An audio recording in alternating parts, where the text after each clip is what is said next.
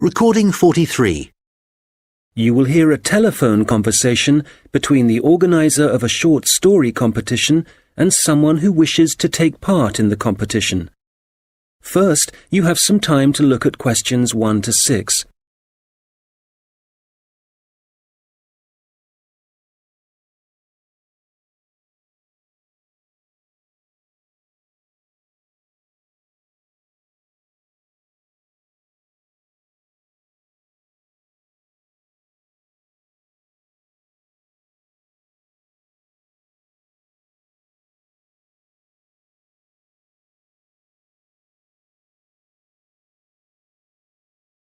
Good morning, Dave speaking. Oh, hi. I'm phoning about a short story competition. I saw an advert in a magazine and I was just calling to get some details. Yes, certainly. I'm the competition organizer, so I should be able to help. What kind of details are you looking for? Well, does it cost anything to enter? Yes, there's an entry fee of £5. Okay, that should be fine. It's a short story competition, so how many words is that? Well, we want to give people a reasonable amount of freedom, but the guidelines are around 3,000 words. Oh, that sounds quite a lot. Well, it's not as much as it used to be. We did have a limit of 5,000 words, but some people thought that was too many. So this year we've reduced it. Right. And does the story need to be about anything in particular? No, you can write about any topic you like. But the main point of the competition is that it has to have a surprise ending. Oh, I see. That sounds interesting. I don't think I've ever written a story like that before. Yes, it's something we've introduced for this year's competition. Right. I'm 18. Is there any age limit? Yes, you need to be 16 or over. So, if you're 18, that's fine. Great. So you have the competition once a year, is that right? Yes, we start advertising in January, and the competition takes up a lot of the year. We give people a few months to write their story, and then it takes quite a long time to judge all the entries and to announce the winners. I see. So when is the closing date for the competition? It's already April. I hope I'm not too late. No, you've still got plenty of time. You need to submit your entry by the 1st of August. After then, it will be too late. Although you can always enter next year's competition. Okay, good. So how do I enter? Well, we have a website, and the best way to enter is to complete the entry form online. We also have more details of the competition on the site. Shall I give you the web address? Yes, please. Okay, it's www.comp4ss.com, and that's the number 4, not the word 4. Okay, thanks. I've got that. So I can complete the entry form online, but how do I send the story? Do I print it out and send it to you? Well, you may want to print the story out so you can review it, but don't post it to us. When you've finished your story, you will need to email it to us. The email address is on the website I gave you. Okay, that's fine. Before you hear the rest of the conversation, you will have some time to look at the questions 7 to 10.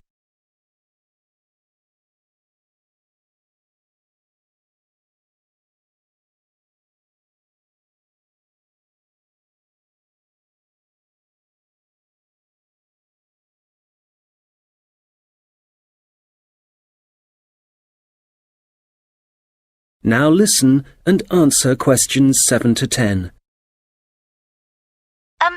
Can you tell me a bit about how the competition is judged and what the prizes are? Yes, of course. Well, once we have all the entries, I send them to all the judges. Our competition is quite popular, so we are lucky to be able to use famous authors who are very interested in the competition. That's fantastic. It's great to know that someone famous will be reading my story. Yes, that's right.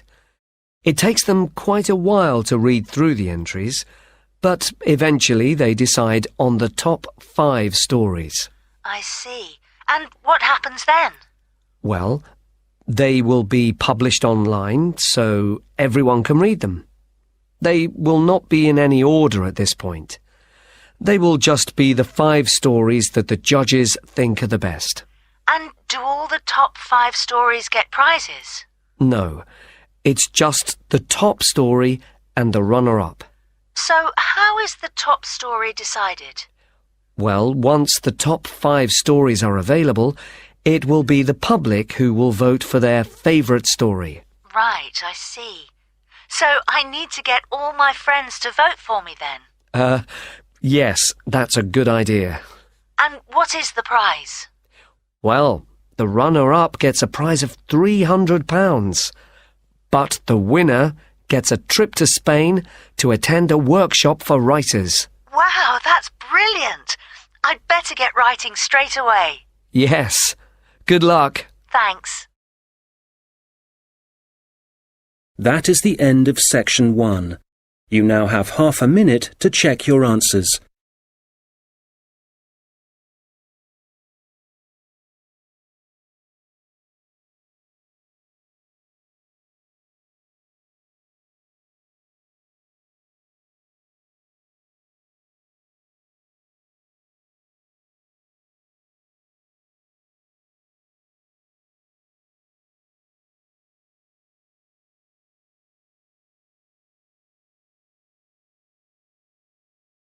Now turn to section 2.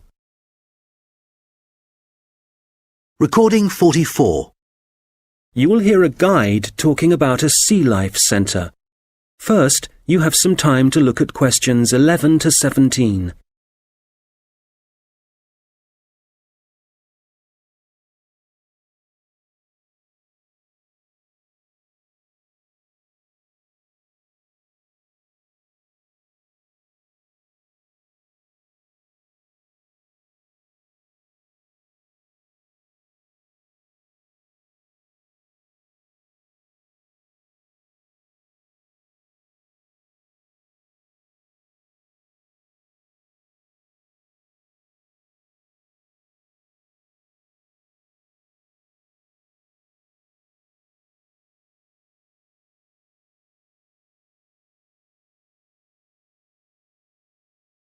Okay, so hi everybody and welcome to the Sea Life Centre. Before you start on your tour, I'd just like to give you some information about things to look out for as you go. Well, first of all, I guess some of you may have been here before and may be surprised to see the name has changed. We're not called World of Water anymore. Since the beginning of this summer, we've been renamed, and we've also made a few other changes. However, the main attractions like the aquarium, the crocodiles, the penguins and so on are still here. But we have a new restaurant and picnic area, and the latest thing that we have, and it was only finished last week, is the splash ride. This is an exciting new area of the centre and is pretty scary, and of course you do get a bit wet, so make sure you're not wearing your best clothes. As I said, the main attractions are still here, and the most popular thing that everyone wants to see is feeding time, especially for the crocodiles and the seals. We used to have the main feeding time in the afternoon at around 3 p.m. But we found that some of the animals got a bit hungry waiting until then, and so we now have it at noon. They seem much happier with the new time, although it's a bit difficult to know what they're thinking. Now, I'd like to mention something new that we've introduced this year that we're very excited about. It's called a VIP ticket. The VIP ticket costs an extra £2 per person, and you will be amazed at what it allows you to do. With this, you'll be allowed to feed the sharks. Now, I know that for some people, this might be quite a frightening thing to do, but it is perfectly safe. For those of you who are a bit unsure, we do have a video you can watch to see what happens. It's a great experience, and your friends will be very impressed. Speaking of friends, I'd just like to remind you that the Sea Life Centre will be more than happy to organise a birthday party for you and your family and friends. If you need more details, you can speak to me afterwards, and there are also forms at the entrance that you can fill in. I'd also like to bring your attention to the good work that the Sea Life Centre is doing in support of animal conservation. I'm sure you're all aware of the worrying situation with a large number of species facing extinction. Here at the Sea Life Centre, we're taking action by asking as many people as possible to sign a petition. Once we have over 5,000 signatures, we are planning to send it to the government in the hope that more people will begin to take it seriously. Right, well, there's obviously a lot going on at the centre and a lot of things to discover. At all the attractions, there is helpful information, so please read as much as you can, and if you want to see what you've remembered, please do the quiz after your visit. There are no prizes, of course, but I'm sure you'll be surprised by how much you've learnt. Before you hear the rest of the conversation, you will have some time to look at the questions 18 to 20.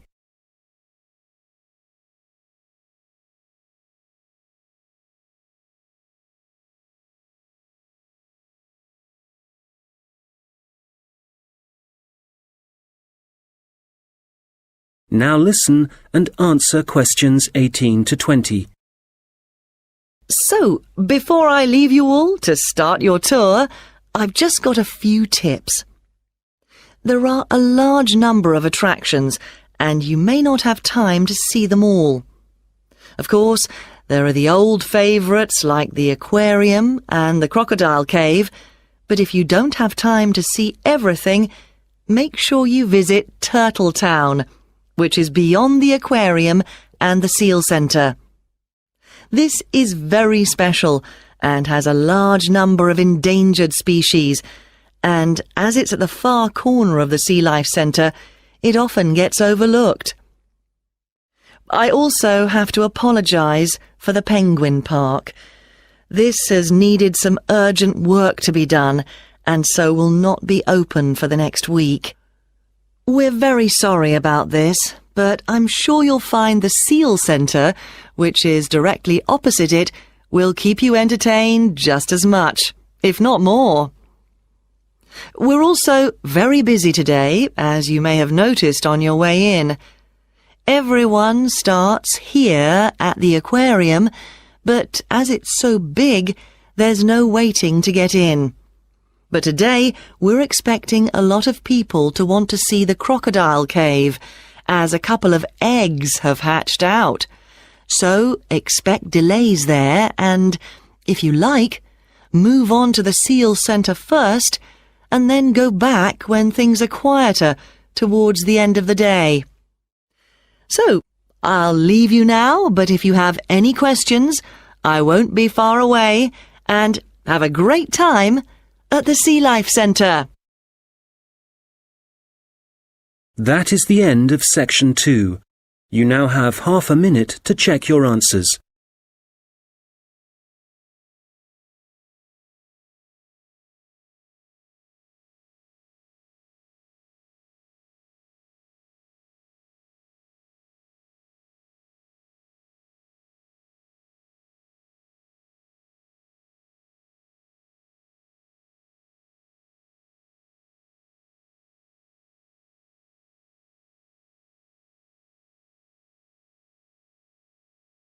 Now turn to section 3.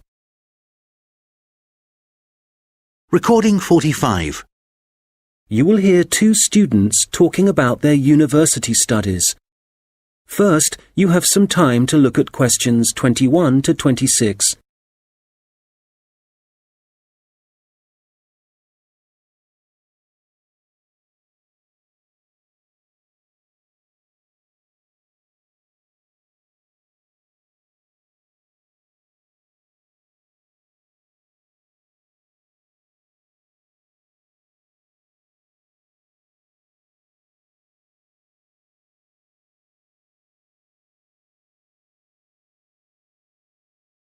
Oh, hi, George. How's it going? Hi, Martina. It's going well. How about you? How's university life? Well, it's great. Apart from the studying, of course. Yeah, me too. What are you studying? I seem to remember that you were going to do art. That was your best subject, wasn't it? No, not really. I just liked the teacher. He was French and had an amazing accent. My favourite subject was history, but I couldn't see what career that would give me. Oh, right. So what did you choose? Well, I found it really difficult to decide. I was really good at science, but I must admit, I never really enjoyed studying it. So, in the end, I decided to opt for English, which was my second favourite subject, and I thought it would be more useful to me than studying anything else. So, that's what I'm doing. How are you finding university? Well, it's a bit of a challenge, I suppose. Are you finding it difficult? Well, some of it. I'm doing mechanical engineering, which is really interesting, but it covers quite a lot of areas, like materials science, machine design, physics, and of course mechanics. And they're all fine, but it's maths that I'm struggling with. It's a lot harder than it was at school. I can believe it. It all sounds very difficult to me. But then I never was very good at mechanical things. I suppose it must involve some practical work. Well, not at the moment. Currently, it's nearly all theory, so it's a bit heavy going. I guess you need to start with that so that you can get a grasp of the concepts and learn a few facts before you start putting it into practice. It must be a lot different to the course that I'm taking. Yes, but in a few weeks we'll be having a lot more practical experience. In fact, I've got a great assignment this term working on jet engines, which means I'll be going on a few field trips to a nearby airport. Oh, that's great. It sounds like you're going to be very busy. Yes, I'm not sure how I'm going to cope with the work. We have a lot of lectures, and that's fine. The lecturers are very knowledgeable, and I learn a lot from them. But we also have a lot of seminars, and I find with so many people expressing their views, it can get quite frustrating. It would be better if we didn't have so many of those. Yes, it's the same for me.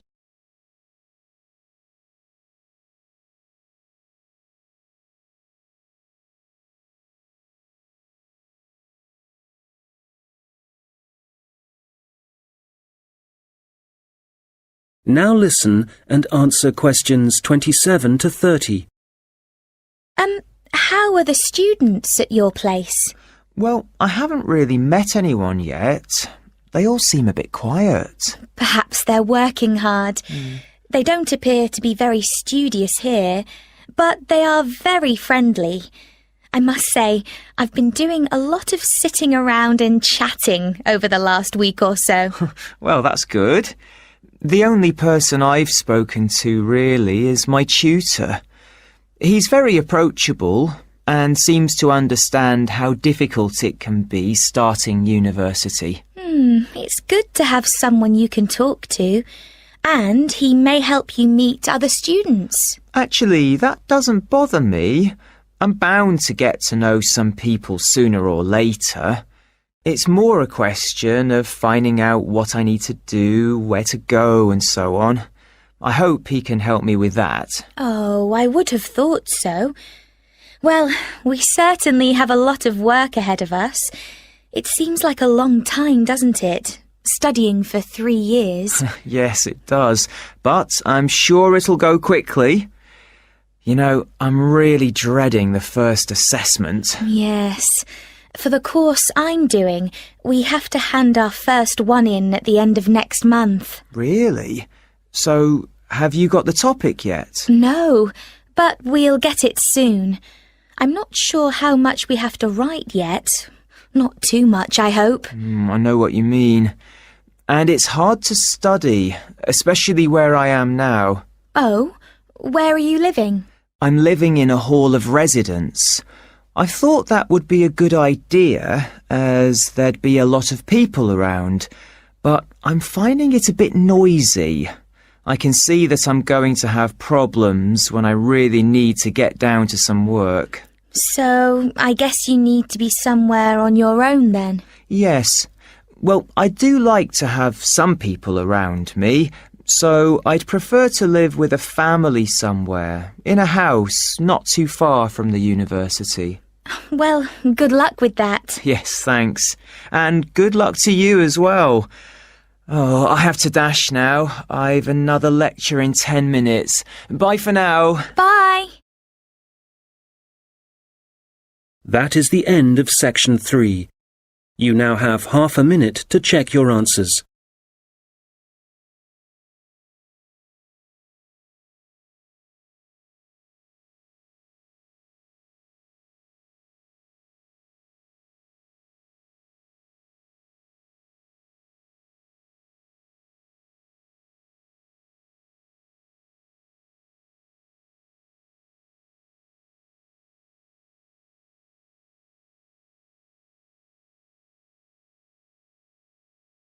Now turn to section 4. Recording 46. You will hear someone talking about creating a presentation. First, you have some time to look at questions 31 to 40.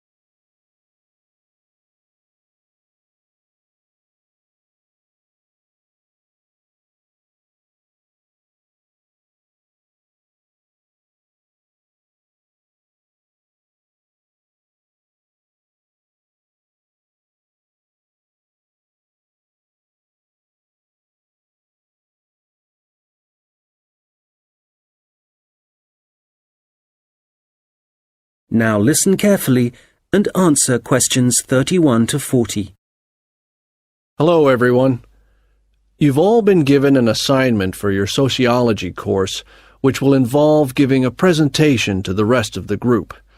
And so today, I'm going to be giving you a few tips on how to prepare your presentations. This should help you with your current assignment, but a lot of the principles I'll be putting across will be general principles which will, of course, help you with all your future presentations. So, first of all, the most important thing to consider is your audience, and in this instance, your audience are the other students in your group. There are 3 points to bear in mind. Firstly, you need to ask yourself what they need to know. Secondly, it's useful to consider whether they'll be supportive or not. And thirdly, will it be a small group, say 3 or 4, a moderate gathering of 20 or so people, as for your current assignment, or will there be hundreds of people?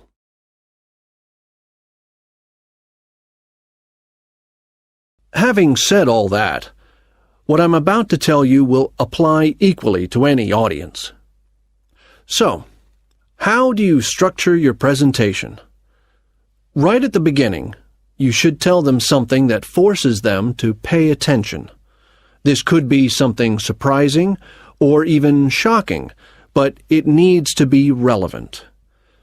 After that, you need a list of items or topics showing them what you'll be covering, rather like an agenda. And then the main part of the presentation will follow. This main part will be the detailed information you'll be presenting, and could include facts, statistics, personal experiences, etc. After this, you should summarize what you've presented and close with what I call next steps. For this assignment, you could simply point the group to other sociology reference material. In other cases, you may want to suggest some actions that people can take. Now, what about the design of the slides for your laptop? Well, the important thing here is to be consistent. You need to have the same type of font and use the same color and size for the same elements. For example, all headers need to look the same. All bullet points need to be presented in the same way. And don't just stick to words. Bring the presentation to life by adding graphics. These could be in several forms, such as pictures, flowcharts, diagrams, histograms, and so on. And so let's move on now to presenting. You have your presentation prepared, and you're ready to start. Well, it's important to give a good impression from the start. So take 3 deep breaths, look at the audience, no matter how frightening they may be, and be enthusiastic and energetic. As you go through the presentation, remember to provide some variety in the way you speak. So, for example, you can talk fairly rapidly for information that may be familiar, but then slow down for more unfamiliar sections. And change your tone as you speak. Don't keep it at the same level all the way through. As I mentioned, look at your audience. A good tip is to pick people out and look at them for around 5 seconds. Not looking at the audience gives the impression that you're either not interested in them or terrified of them. Looking too long at one particular person may make them feel rather uncomfortable. There may be points in your presentation that you want your audience to really absorb, and in order to make important points stand out, you may consider adding silence right after these. It will give people time to reflect on what you've just said. Also, you may be presenting complicated ideas or technical details, but try to keep everything as simple as possible. Use simple words and as few as possible. And be clear. If you say something like, "This appears to be," it implies uncertainty. So using weak verbs such as appears, seems, could be, etc., needs to be avoided. I'll just finish off with a few thoughts on questions and interruptions from the audience. You may choose to invite questions from the audience as you go, or ask them to wait until the end. Either way, questions should be encouraged, as it provides you with some feedback on how interested the audience is and how well they're understanding you. When a question is asked, you need to provide an answer that is as accurate as possible. So, initially, my tip is to repeat it. This will ensure you have heard it correctly and will give you a few seconds to gather your thoughts. Interruptions, on the other hand, can be unwelcome, and you may get them for a variety of reasons. It's likely, however, that there's something in your presentation that's unclear or confusing. So my advice is to reduce problems by reading through your presentation beforehand and predicting potential points which could cause interruptions. You may then want to change that part of your presentation, or at least you'll be prepared if someone does interrupt you. Now, do you have any questions? That is the end of Part 4. You now have 1 minute to check your answers to Part 4.